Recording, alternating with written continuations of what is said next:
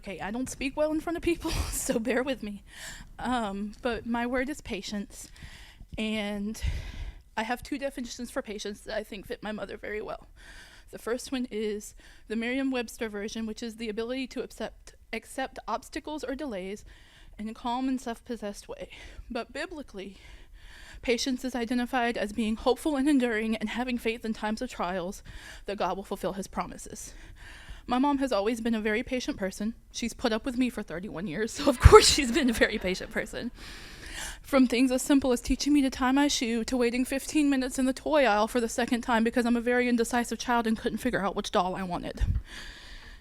My mom's been patient in listening to me when I would go home from work, tell a 5-minute story, and end up making it 30 minutes because it has to have a beginning, a middle, an end, and an epilogue before I can get to the point. But that's the thing with patience, is it's listening, and she has always listened. And in that, she has also taught me that patience and listening goes hand in hand with faith.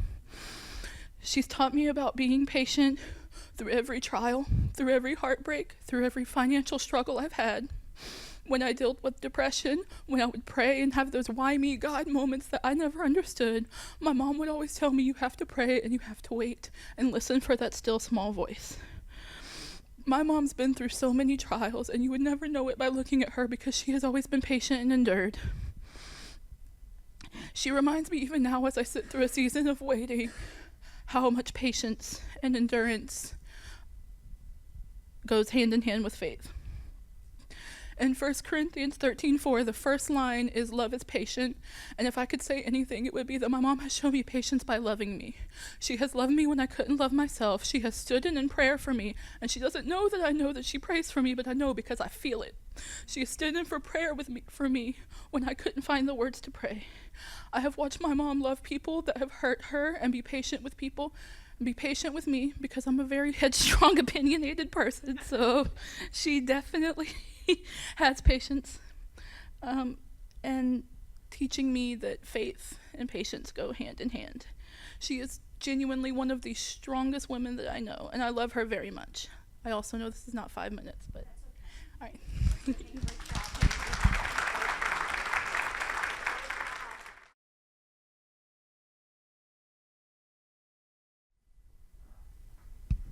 Good morning.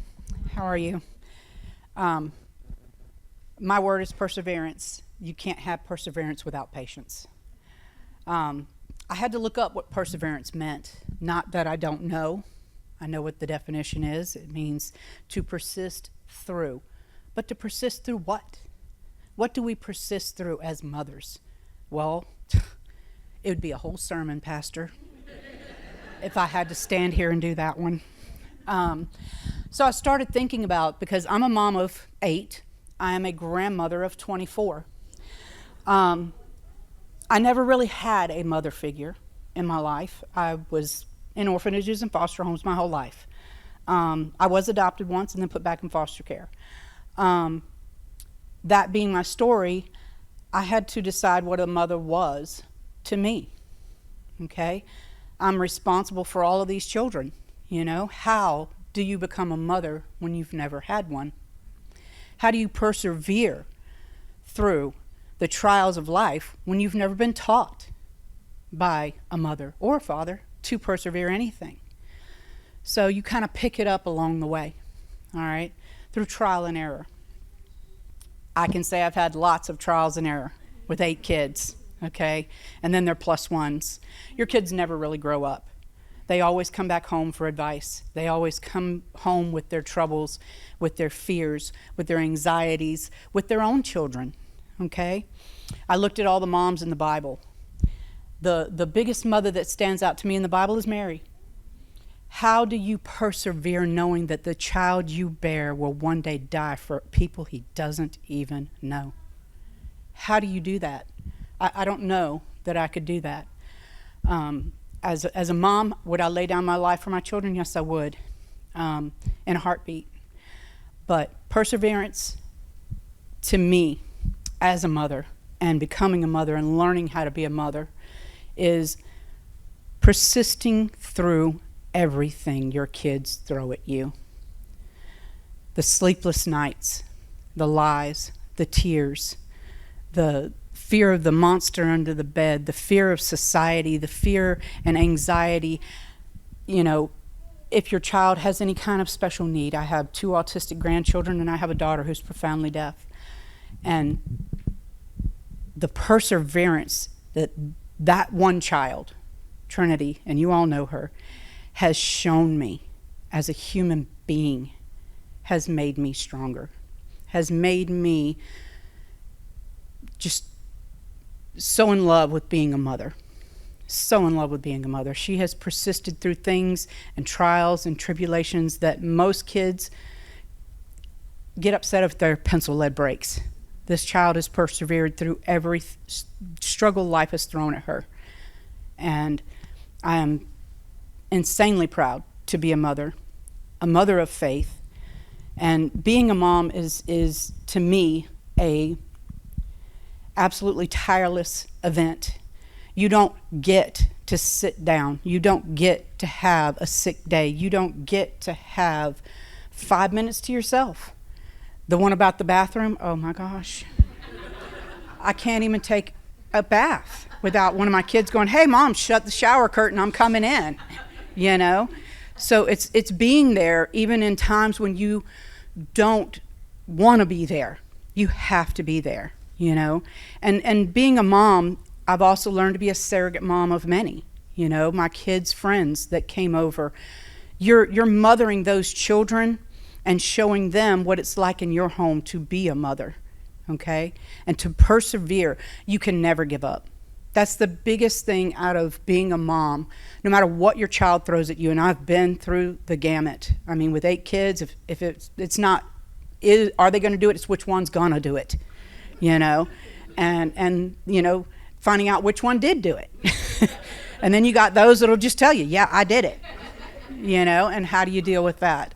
But through a lot of prayer, a lot of falling down on your knees and waking up on your knees and asking God to help you through it. And even as a mom and persevering, what I learned is that some of those lessons were for me, some of those weren't. And so I had to step aside, even in my perseverance, and let God do what God was going to do, because it wasn't my lesson to learn. It wasn't my problem to fix. So when you're a fixer, when you're somebody who perseveres, and moms, any mom is a warrior. You are a warrior for your children. You are a warrior for your family. You don't have the right to give up on your kids, no matter what they do. If they slit someone's throat and come home and tell you about it, yeah, you're going to do the right thing. You're going to take them to the police, but you're going to persevere and pray that they change their life and that they come to God and that they will do the things that they know is right in life. And it's not the mistakes in life that define you. It's how you recover from them. Okay? And that's the biggest lesson I've learned in my life, and having to learn how to be a mom without having a mom has been a hard task. And I hope and pray every day to God that I meet that task. I know I fall short. I know I do. Because there's times when I literally want to rip my hair out. But that's the times I have to stop, and I just have to let go and let God. Because I can't fix everything. Even though I think I can, I can't. And, you know, fortunately I've got a good church, and I've got good children and a good husband that, you know, support me in everything I do. And all of that, and my faith in God above all else, is what helps me persevere. Thank you.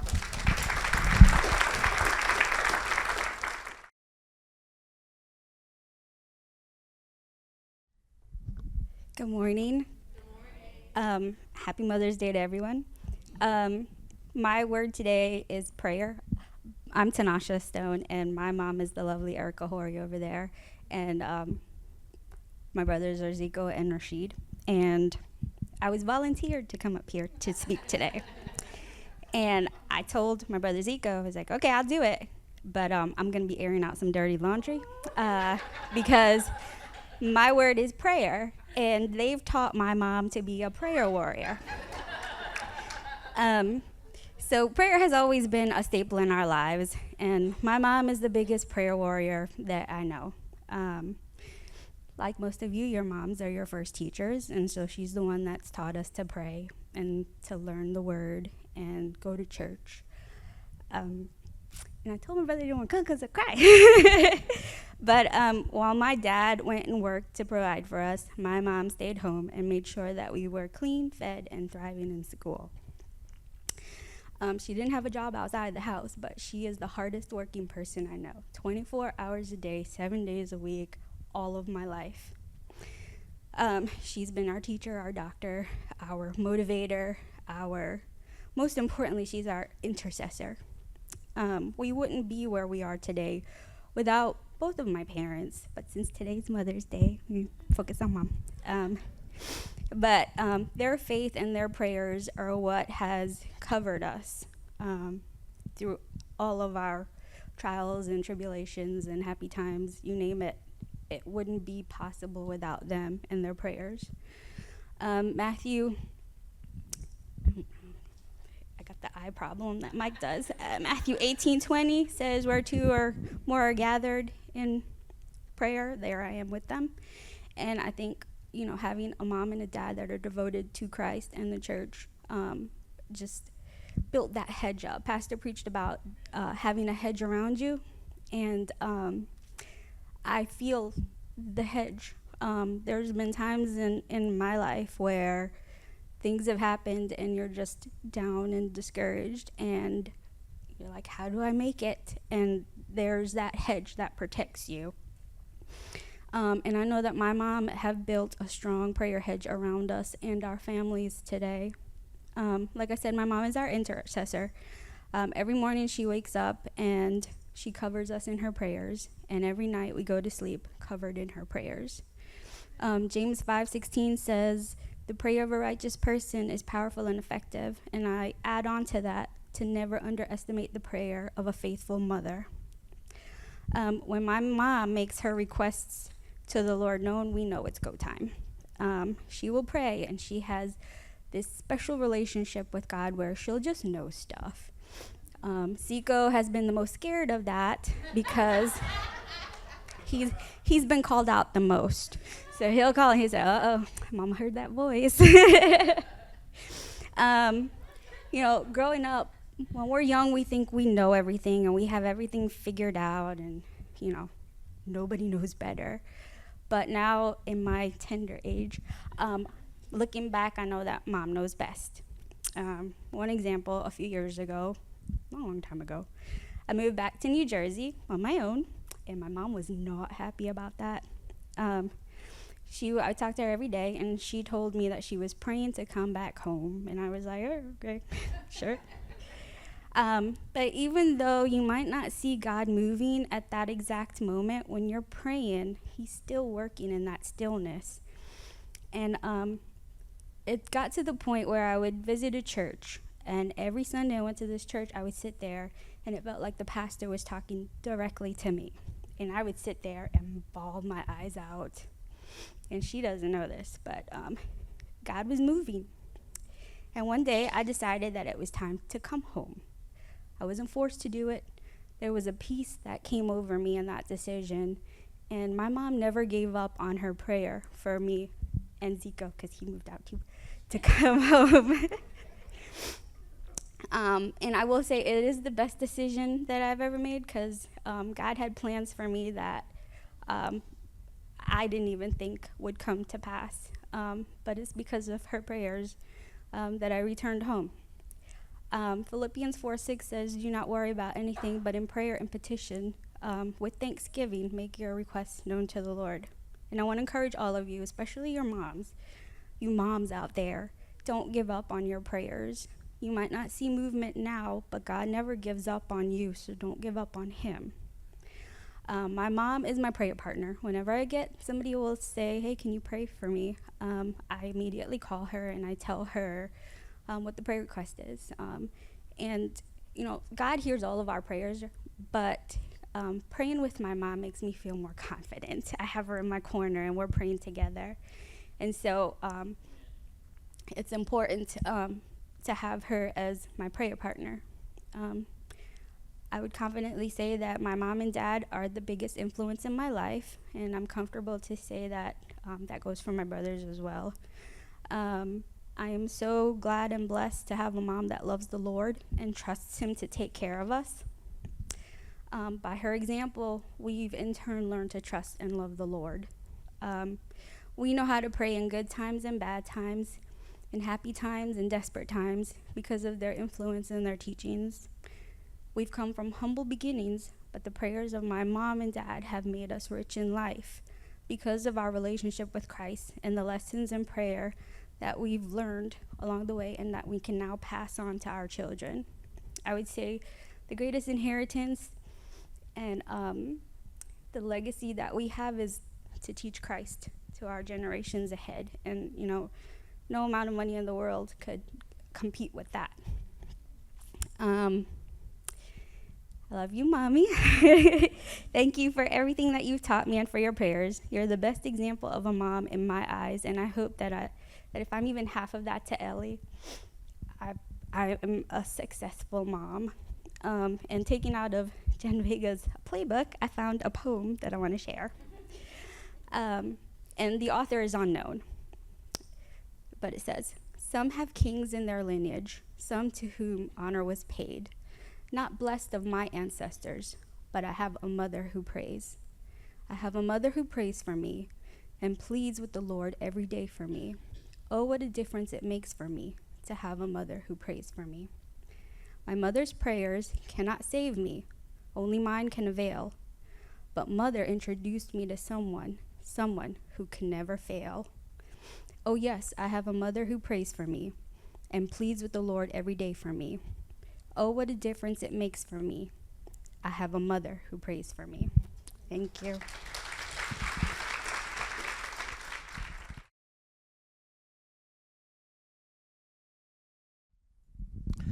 Ola Faye Simpson Bean was a short woman, 5 foot nothing if that. I mean, she didn't even come up to my shoulder. Small woman. But she could pack a wallop.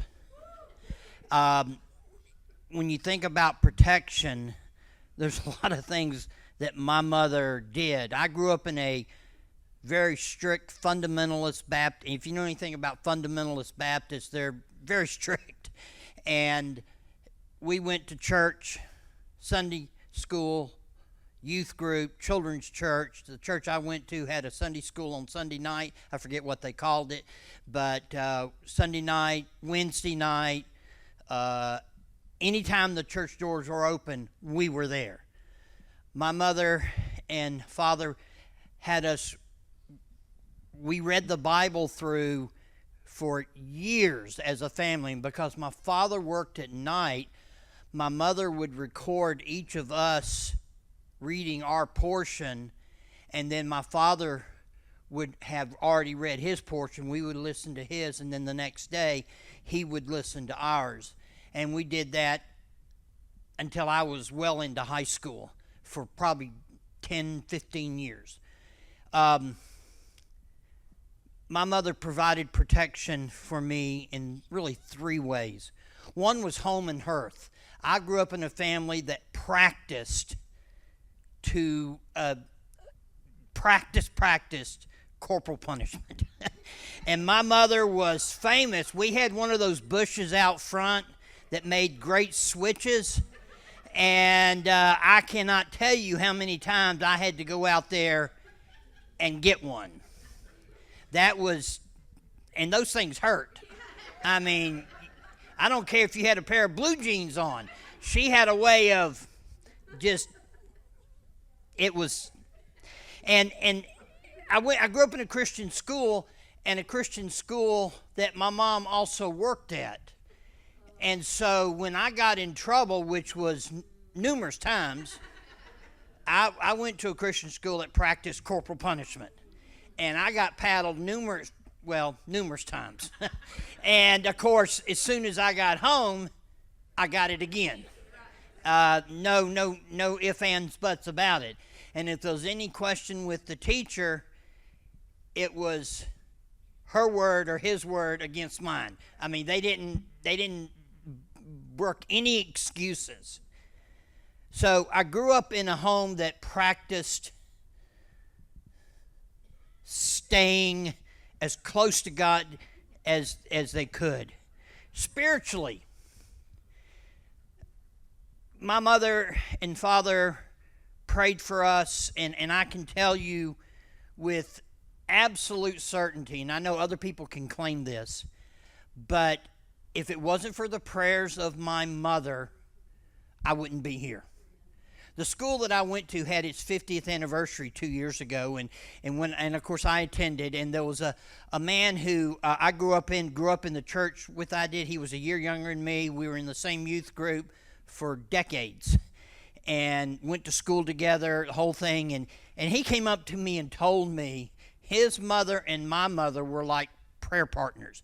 And he said he can remember and he couldn't count the number of times my mom would come over and he would hear my mom and his mom pleading before God for my soul. When I got into my 20s, I still lived at home, and let's just say I wasn't a good boy. I lived a pretty raucous life.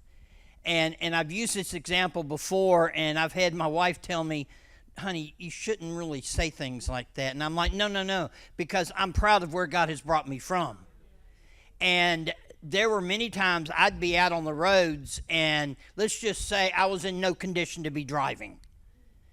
And I can remember coming home and waking up 2 days later and not really having any memory of how I got home.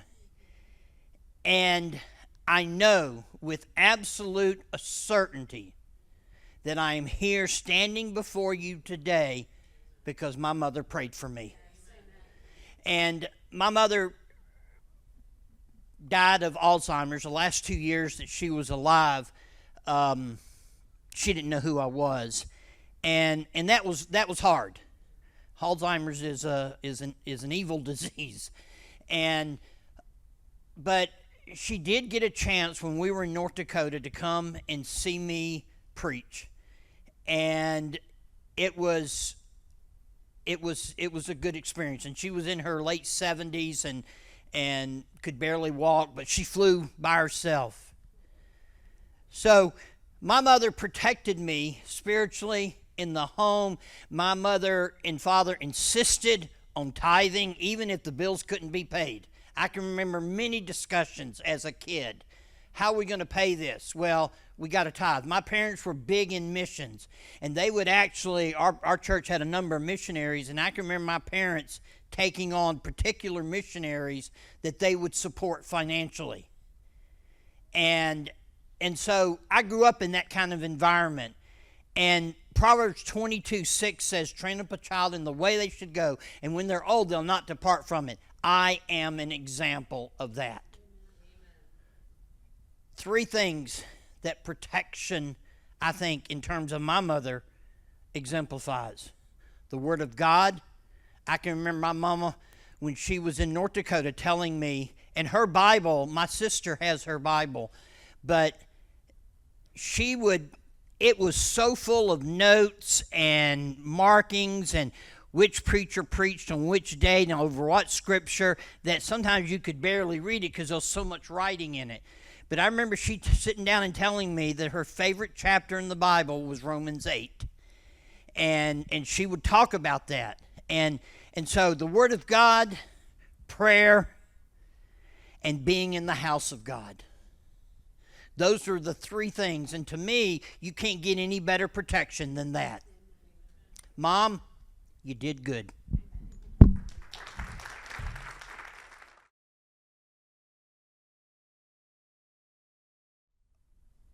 My mother, I want to thank my mother for having an oopsie when she was 45, 46 years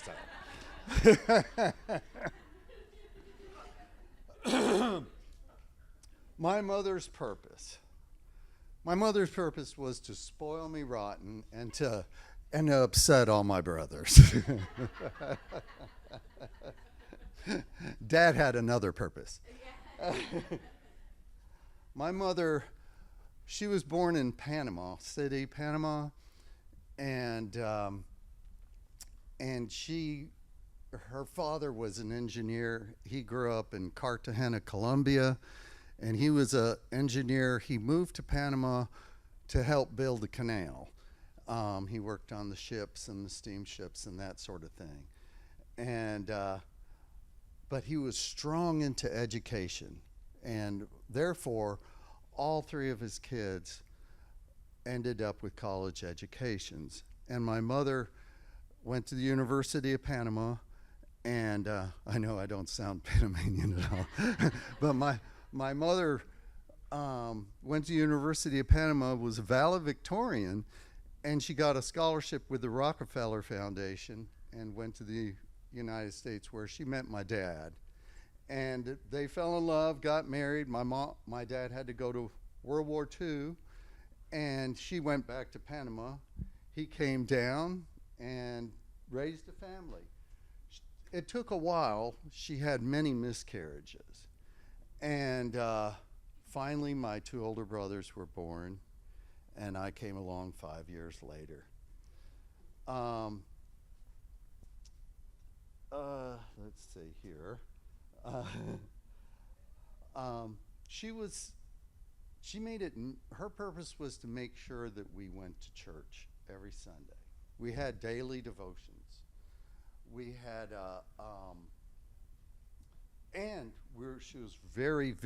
she was very, did you all hear me? Yeah. I really don't need a microphone. But she was very, her purpose was to make sure we all got educated just like she did. And I had a big problem with that. But anyway, she became a very good nurse, and she worked at the American hospital as well as the Panamanian hospitals. And her purpose as a nurse was to help. Because of that caring heart, she became a very good nurse. And the wonderful thing about it was that she carried that home, that caring, that loving feeling, she brought into the house. And she helped my friends whenever they got sick. Even their pets were helped by my mother and her great. She worked at just about 80 years old as a nurse. And so I really used that in my life as to make sure that I had that care for other people. Later in life, after she retired, I was going through some of her things.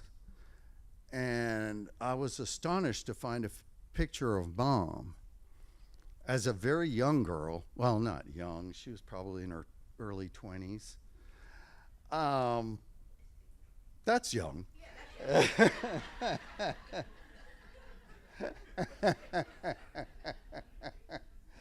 And I ran across this picture of my mom, and I was shocked and astonished.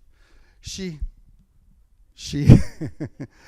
had a cigarette in one hand, a drink in the other. She was standing at a bar with a bunch of guys around her, all smiling like mules eating briars. And the back of the picture said Havana, Cuba. This was before she met my dad. She was still a Roman Catholic, and nothing wrong with Roman Catholics, but she was still a Roman Catholic. And I said, "Mom, what's with this picture?" And she grabbed it from me. I never saw it again.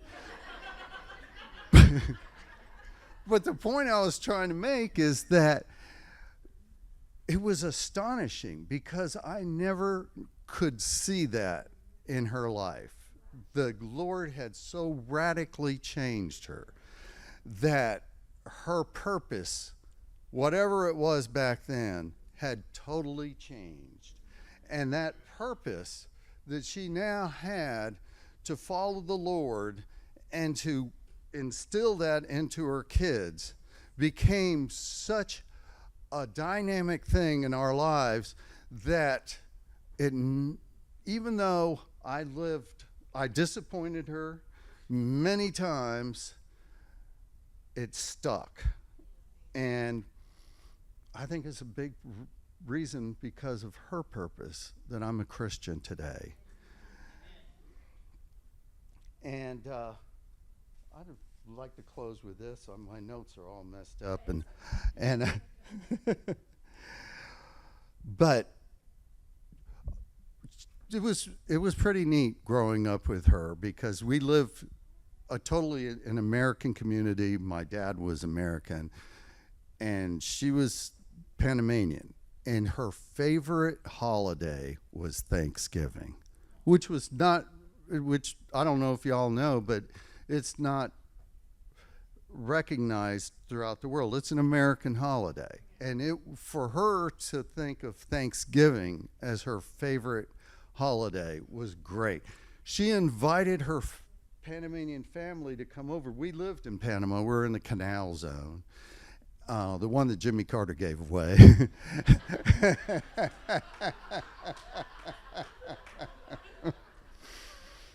And she invited her Panamanian family to come over and eat dinner with us and celebrate Thanksgiving.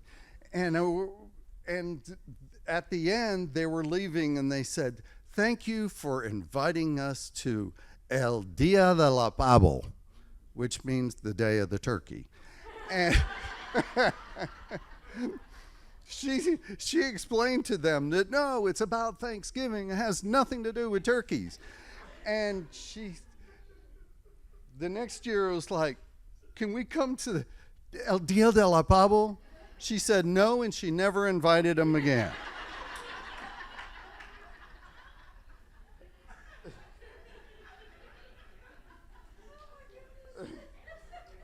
She had a lot of,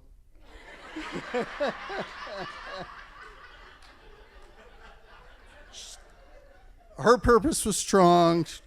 She loved us tremendously. I can still hear her spreading the gospel with her strong Spanish accent. Thank you.